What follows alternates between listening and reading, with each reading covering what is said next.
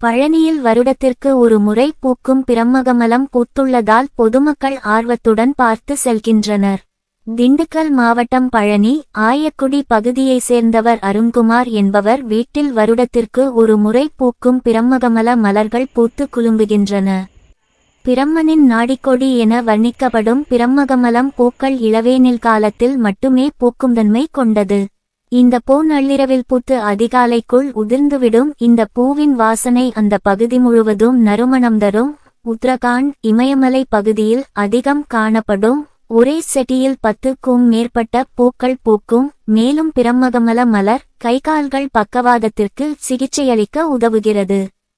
மேலும் நரம்புகளின் செயல்பாடுகளை மேம்படுத்தவும் உதவுகிறது.